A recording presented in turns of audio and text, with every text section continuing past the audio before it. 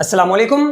पिछली वीडियो के अंदर हमने dispersion of light and formation of rainbow को काफ़ी डिटेल के अंदर डिस्कस किया था और आज का जो हमारा टॉपिक है वो emission of light bye atoms है कि एटम्स किस तरह से लाइट को या फिर फोटॉन्स को या फिर इलेक्ट्रोमैग्नेटिक वेव्स को सबकी सब सेम चीज़ें किस तरह से एमिट करते हैं।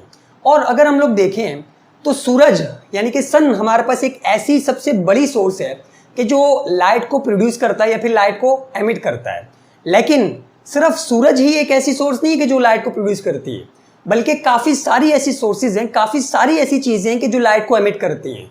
जैसे अगर आप कोई एक सॉलिड लें और उसे हीट करना स्टार्ट कर दें, मतलब एक लोहा लें, एक आयरन लें और उसे हीट करना स्टार्ट कर दें, तो कुछ देर के बाद आप देखेंगे कि वो रेड हॉट हो जाएगा, यानी कि उसके अंदर से फोटॉन्स, लाइट या फिर इलेक्ट्रोमैग्नेटिक वेव्स निकलना स्टार्ट हो जाएंगी। और मज़ीद कुछ देर तक आप जब उसे हीट करेंगे तो वो वाइट हॉट हो जाएगा, यानी कि आपको नज़र आएगा कि उसके अंदर से लाइट एमिट हो रही है। और इसी तरह जब हम लोग गैसेस को बर्न करते हैं तो उसके अंदर से भी लाइट एमिट होती हुई हमें नज़र आती है। और भी बहुत सारी एग्जाम्पल हैं, जैसे कि आपने बल्ब देखा होगा, जो 100 वाट का बल्ब होता है, उसका जो बेसिक अंदर स्ट्रक्चर होता है वो यहाँ पे आपके पास टंगस्टन का फिलामेंट जो काम कर रहा होता है, जो लाइट को एमिट कर रहा होता है, प्रोड्यूस कर रहा होता है, वो टंगस्टन का फिलामेंट होता है। फिर इसके बाद जो है वो आपके पास इसके बाहर गिलास लगा हुआ होता है। तो इसके अंदर से लाइट एमिट किस तरह से होती है कि जब आपके पास करंट पास होता है इस टंगस्टन के फिलामेंट में से, तो रेजिस्टेंस की वजह से ये गर्म होना स्टार्ट हो जाता है, हॉट होना स्टार्ट हो जाता है। और क्या होता है कि यहाँ से फोटॉन्स निकलना स्टार्ट हो जाते हैं, यानी कि लाइट एमिट होना यहाँ से स्टार्ट हो जाती है। तो ये जितनी भी सारी एग्जांपल्स हैं, चाहे वो सूरज हो, गैस हो, सॉलिड हो, या फिर ये वाली चीज़ हो टंगस्टन का फिलामेंट, ये भी सॉलिड है, एक मेटल है टंगस्टन, तो ये भी आपके पास ये सारी की सारी जितनी भी एग्जांपल्स हैं, अगर हम लोग देखें तो ये सब की सब मैटर है। सूरज भी मैटर है, सॉलिड भी मैटर है, ये जो चीज़ लगी हुई है ये भी मैटर है, और गैसेस भी मैटर है। और हमने मैटर के बारे में क्या पढ़ा कि मैटर छोटे छोटे पार्टिकल से मिलकर बना होता है, जिन्हें हम लोग एटम्स बोलते हैं। तो इसका मतलब क्या हुआ कि असल में एटम्स ही हैं जो इन फोटॉन्स को एमिट कर रहे हैं। असल में एटम्स ही हैं जो इन फोटॉन्स को, इस लाइट को या फिर इस इलेक्ट्रोमैग्नेटिक वेव को एमिट कर रहे हैं। तो इसलिए आज हम लोग इस वीडियो के अंदर देखेंगे कि एटम्स किस तरह से लाइट को एमिट करते हैं। और इस वाले कॉन्सेप्ट को समझने के लिए या इस चीज़ को समझने के लिए आपको केमिस्ट्री की कुछ नॉलेज जो है वो होनी चाहिए, जो 9 के अंदर आपने बेसिकली पढ़ी हुई है। कौन कौन सी चीज़ें? सबसे पहले तो रदरफोर्ड का एटॉमिक मॉडल, उसके बारे में आपको थोड़ा बहुत नॉलेज होना चाहिए। और उसके अंदर जो लिमिटेशंस थी, जो ड्रॉबैक्स थे या फिर जो सवालात उठे थे, मतलब गलतियाँ क्या थी उसके रदरफोर्ड के एटॉमिक मॉडल के अंदर, और नील बोहर ने क्या क्या पोस्टुलेट दिए थे उन ड्रॉबैक्स को या फिर उन लिमिटेशंस को, या फिर वो सारे के सारे सवालात के जवाब देने के लिए कौन कौन से पोस्टुलेट दिए थे, वो आपको पता होने चाहिए। मतलब बेसिक जो है वो आपको पता होनी चाहिए, तभी हम लोग जो है वो इसके ऊपर जाएंगे। और अगर आपको नील बोहर के जो पोस्टुलेट हैं वो सारे के सारे याद हों तो ये चीज़ आपको पता होगी कि एटम्स किस तरह से लाइट को एमिट करते हैं, क्योंकि नील बोहर के उसी पोस्टुलेट के अंदर ये सारी की सारी चीज़ें लिखी हुई हैं। हम यहाँ पे उन सबको रिवाइज कर रहे हैं अभी। तो सबसे पहले अगर रदरफोर्ड के एटॉमिक मॉडल की बात की जाए तो उसका जो हमारे पास अल्फा स्कैटरिंग एक्सपेरिमेंट है, या फिर उसे आप लोग जो है वो गोल्ड मेटल फॉयल के एक्सपेरिमेंट के नाम से जो है वो जानते होंगे, कि उसके बाद, उस एक्सपेरिमेंट के बाद उसने एक मॉडल दिया था और बोला था कि जो आपके पास न्यूक्लियस होता है वो एटम के सेंटर के अंदर होता है। इसके अंदर प्रोटॉन और आपके पास जो न्यूट्रॉन है वो सारे के सारे इसके अंदर मौजूद होते हैं। ये न्यूक्लियस है। और इलेक्ट्रॉन के बारे में उसने क्या बताया था कि वो रिवॉल्व कर रहे हैं, वो जो है वो इस न्यूक्लियस के अराउंड है कहीं पे और रिवॉल्व कर रहे हैं इस तरह से। अब इसके ऊपर सवालात क्या उठे थे कि ये इलेक्ट्रॉन, मतलब हमारे पास इलेक्ट्रोमैग्नेटिज्म के अंदर एक कॉन्सेप्ट है, इलेक्ट्रोमैग्नेटिज्म के अंदर एक कॉन्सेप्ट है इलेक्ट्रोमैग्नेटिज्म के जब भी चार्ज एक्सेलरेट कर रहा होता है, कि जब भी चार्ज एक्सेलरेट कर रहा होता है तो वो कॉन्टीन्यूसली एनर्जी को एमिट करता है। अगर कोई चार्ज एक्सेलरेट कर रहा है तो वो एमिट करेगा रेडिएशंस को या फिर एनर्जी को। ये हमारे पास एक कॉन्सेप्ट है इलेक्ट्रोमैग्नेटिज्म के अंदर।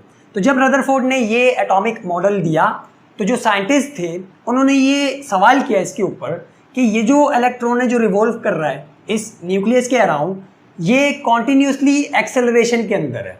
किस तरह से कि हमारे पास जो वेलोसिटी का इसके अंदर एक कंपोनेंट होता है जो कि डायरेक्शन होती है वो कॉन्टिन्यूसली चेंज हो रही होती है। जो चैप्टर नंबर 7 के अंदर हमने पढ़ा था कि अगर कोई बॉडी सर्कुलर मोशन परफॉर्म कर रही है तो उसके अंदर वेलोसिटी का मैग्नीट्यूड यानी कि स्पीड कांस्टेंट होती है, लेकिन जो इसकी डायरेक्शन होती है वो हर पॉइंट के ऊपर चेंज हो रही होती है। इस पॉइंट के ऊपर यहाँ थी, इस पॉइंट के ऊपर यहाँ थी, इस पॉइंट के ऊपर यहाँ, इस पॉइंट के ऊपर यहाँ, इस पॉइंट के ऊपर यहाँ। तो इस डायरेक्शन के चेंज की वजह से जो वेलोसिटी के अंदर आ रहा है हमारे पास एक्सेलरेशन प्रोड्यूस होती है, और उस एक्सेलरेशन को हम लोग क्या बोलते हैं? सेंट्रीपिटल एक्सेलरेशन, जिसकी डायरेक्शन हमारे पास टुवर्ड्स द सेंटर होती है, सेंट्रीपिटल एक्सेलरेशन।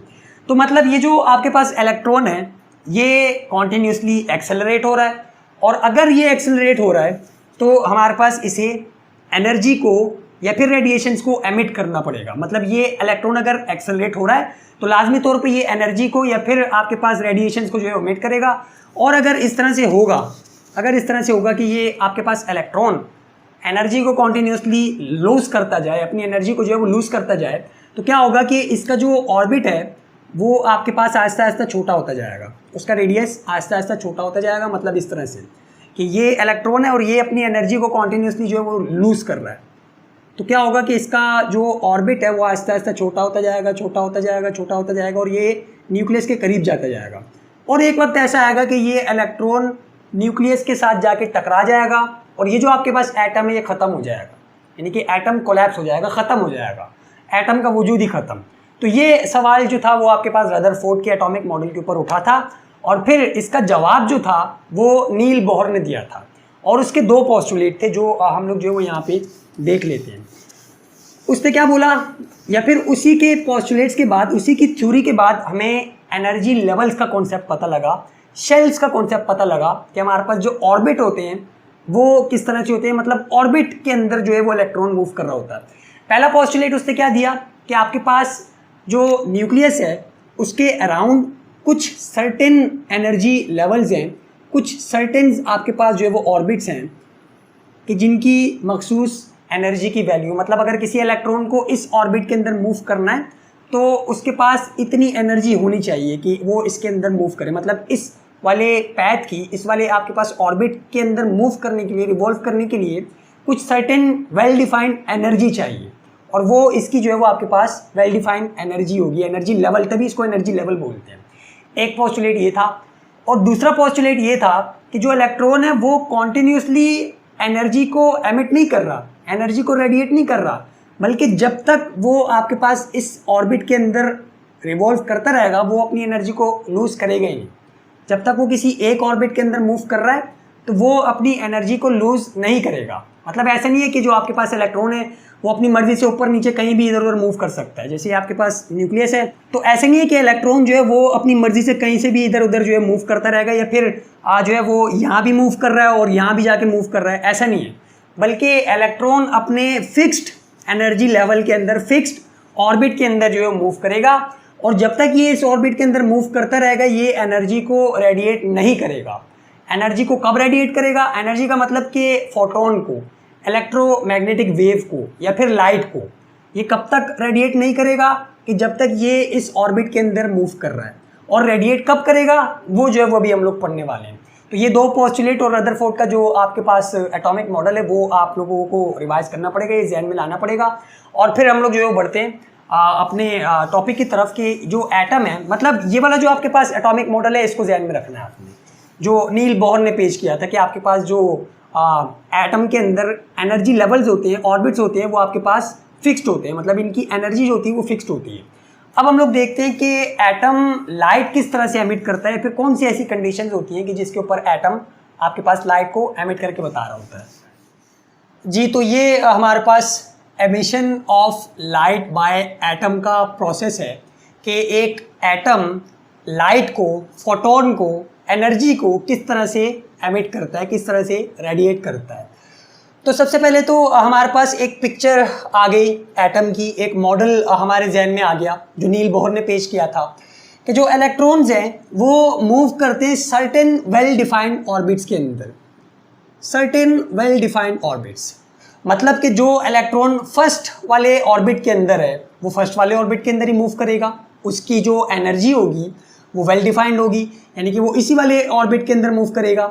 जो सेकंड वाले आपके पास ऑर्बिट के अंदर है वो सेकंड वाले ऑर्बिट के अंदर ही मूव करता रहेगा। मतलब सारे के सारे जो इलेक्ट्रॉन्स हैं वो मूव करते हैं well defined certain well defined orbits के अंदर, अपने अपने वेल डिफाइंड ऑर्बिट्स के अंदर, कि जिनकी एनर्जी आपके पास जो है वो वेल डिफाइंड होती है।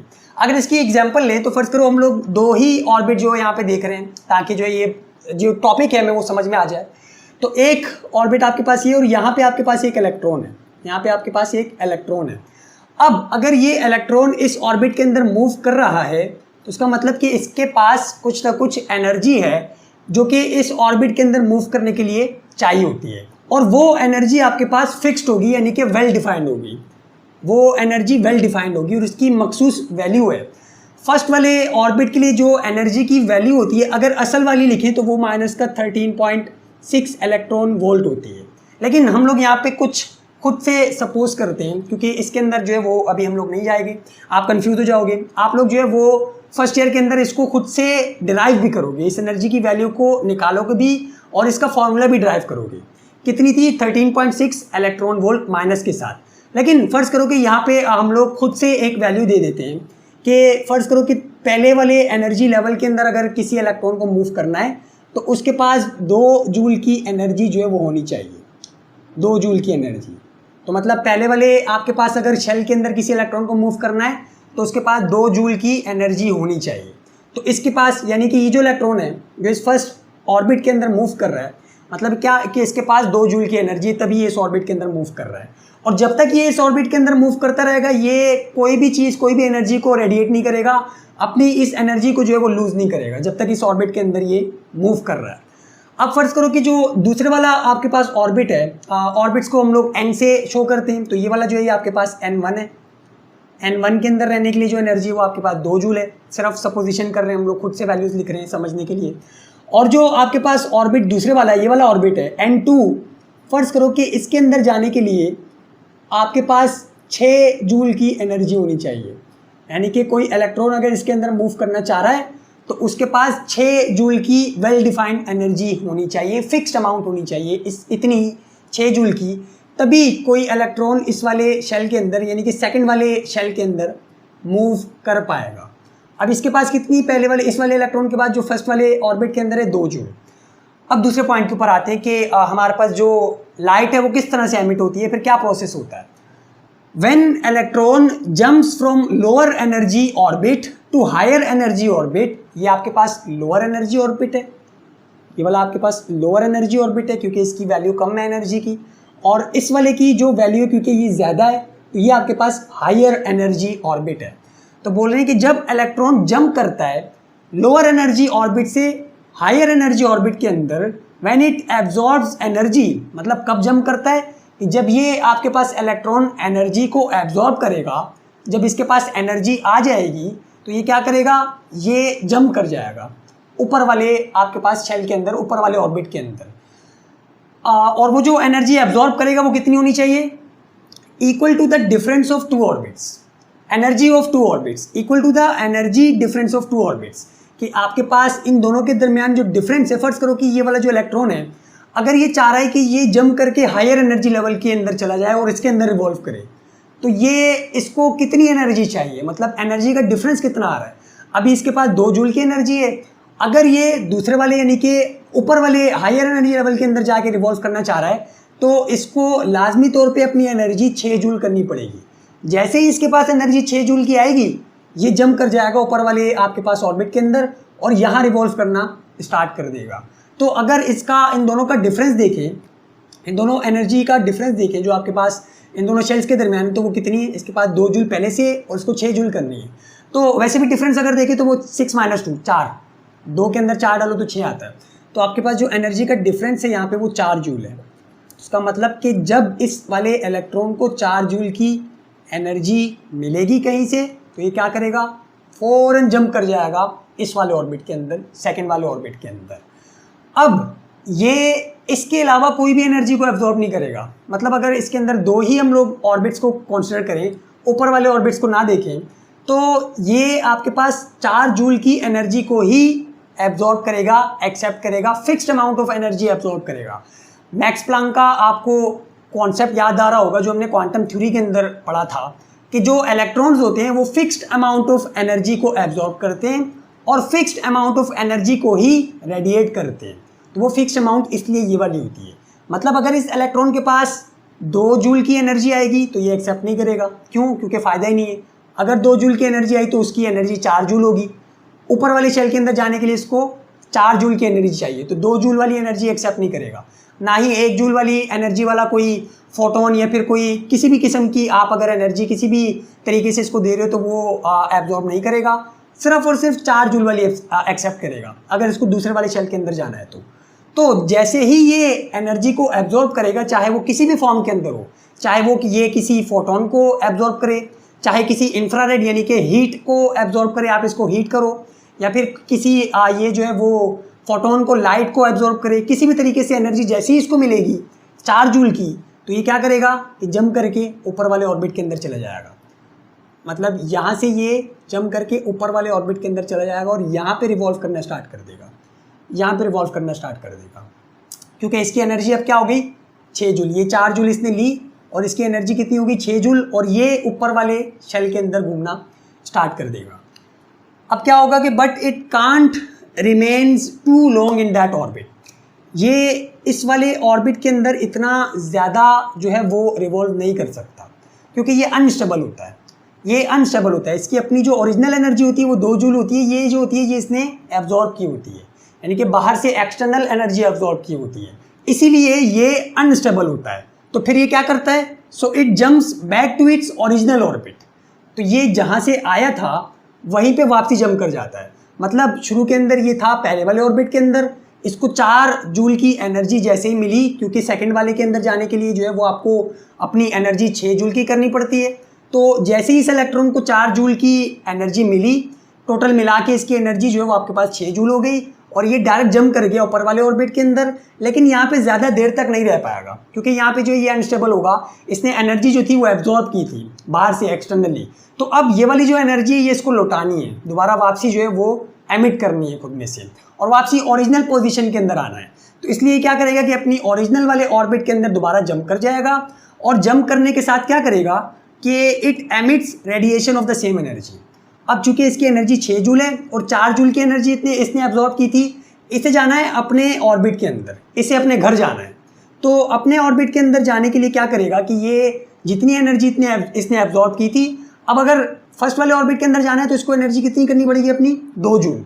तो 6 जूल से 2 जूल की एनर्जी करने के लिए इसे ये सेम अमाउंट ऑफ एनर्जी दोबारा से एमिट करनी पड़ेगी, रेडिएट करनी पड़ेगी। और ये किस फॉर्म के अंदर इसे रेडिएट करेगा, ये जो रेडिएशन होगी ये किस फॉर्म के अंदर होगी, फोटॉन्स की फॉर्म में, फोटॉन्स की फॉर्म में। या फिर इसे जो है वो आप लाइट भी बोल सकते हो, या फिर इसे जो है वो आप लोग इलेक्ट्रोमैग्नेटिक वेव भी बोल सकते हो। इलेक्ट्रोमैग्नेटिक वेव्स,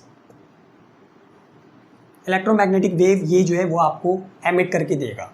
तो यहाँ से दोबारा ये जंप करके अपने ओरिजिनल वाले ऑर्बिट के अंदर चला जाएगा और फोटोन को एमिट करेगा जिसकी एनर्जी आपके पास कितनी होगी 4 जूल की। ये सिर्फ एग्जांपल है, असल में जो है वो एनर्जी डिफरेंट होती है, फ्रीक्वेंसी डिफरेंट होती है। मतलब जितनी फ्रीक्वेंसी जितनी एनर्जी ये एब्जॉर्ब करता है यहाँ से, मतलब शुरू से अगर हम लोग देखें तो ये फर्स्ट ऑर्बिट के अंदर था, और फर्स्ट ऑर्बिट के अंदर रिवॉल्व करने के लिए जो एनर्जी चाहिए वो कुछ और है। सेकंड लेवल के अंदर जो है वो जाने के लिए आपको जो एनर्जी चाहिए वो कुछ और है। तो इनके दरमियान कुछ ना कुछ डिफरेंस होगा डेल्टा ई का। तो जैसे ही इस वाले इलेक्ट्रॉन को डेल्टा ई मिलेगी ये उसे एब्जॉर्ब कर लेगा, यहाँ पे। जैसे ही एब्जॉर्ब करेगा डायरेक्ट जंप कर जाएगा ऊपर वाले ऑर्बिट के अंदर, और ऊपर वाले ऑर्बिट के अंदर थोड़ी देर जब ये रिवॉल्व करेगा तो ये बोलेगा मुझे अपने घर जाना है, यानी कि अपने वाले ऑर्बिट के अंदर जाना है, अपने ओरिजिनल ऑर्बिट के अंदर जाना है। और अपने ओरिजिनल ऑर्बिट के अंदर जब ये जाएगा तो सेम अमाउंट ऑफ एनर्जी का एक फोटोन, एक लाइट, एक इलेक्ट्रोमैग्नेटिक वेव जो ये एमिट करेगा, जो यहाँ पे इसने एब्जॉर्ब की थी। अब वो same amount of photon, same amount of energy वाला, या फिर सेम अमाउंट ऑफ आपके पास जो फ्रीक्वेंसी है एमिट करेगा। सबसे आखिरी पॉइंट के अंदर उन्होंने हमें यही बताया हुआ है कि ये जो एनर्जी होगी जो ये एमिट करेगा, यानी कि ये जो फोटोन होगा जो ये एमिट करेगा, इसकी एनर्जी बिल्कुल इक्वल होगी इन दोनों के दरमियान जो डिफरेंस है, आपके पास जो ऑर्बिट्स के दरमियान एनर्जी का डिफरेंस है उसके बराबर होगी। यानी कि जितनी इसने एब्जॉर्ब की होगी उतनी ही ये एमिट कर देगा इन द फॉर्म ऑफ लाइट। तो ये आपके पास जो प्रोसेस होता है कि इस तरह से आपके पास एमिट होती है light in the form of photons by atoms, कि एटम्स आपके पास जो है वो एनर्जी को एब्जॉर्ब करते हैं और उन्हें जो है वो फिर एमिट कर देते हैं इन द फॉर्म ऑफ फोटॉन्स, यानी कि लाइट की फॉर्म में उन्हें एमिट कर देते हैं। अच्छा, यहाँ पे कुछ स्टेट्स भी हैं जो है वो आप लोग देख लो। अगर इलेक्ट्रॉन आपके पास अपने ओरिजिनल ऑर्बिट के अंदर है तो इसे हम लोग स्टेबल स्टेट बोलते हैं, स्टेबल स्टेट, या फिर इसे जो आपके पास ग्राउंड स्टेट भी बोलते हैं। ग्राउंड स्टेट के जो आपके पास इलेक्ट्रॉन है वो अपनी ओरिजिनल पोजीशन, ओरिजिनल ऑर्बिट के अंदर है। ग्राउंड स्टेट, स्टेबल स्टेट या फिर ग्राउंड स्टेट, ये जो आपके पास स्टेट होती है कि जिसके अंदर इलेक्ट्रॉन जंप करके हायर ऑर्बिट के अंदर चला जाता है, इसे एक्साइटेड स्टेट बोलते हैं। एक्साइटेड स्टेट कि इसके अंदर आपके पास क्या हुआ है कि इलेक्ट्रॉन एक्साइट हो गया, एनर्जी ली और ये एक्साइट हो गया, और एक्साइट होके आपके पास जो है वो दूसरे वाले हायर एनर्जी लेवल के अंदर चला गया। तो ये जो होती है ये आपके पास एक्साइटेड स्टेट होती है, और इसे एक्साइटेशन बोलते हैं कि जो आपके पास इलेक्ट्रॉन है वो एनर्जी एब्जॉर्ब करके हायर ऑर्बिट के अंदर चला जाए। फिर सबसे आखिरी वाली जो आपके पास स्टेट होती है जब दोबारा जंप करके अपने ओरिजिनल ऑर्बिट के अंदर आता है, तो ये जो स्टेट होती है ये आपके पास डी एक्साइटेड स्टेट होती है।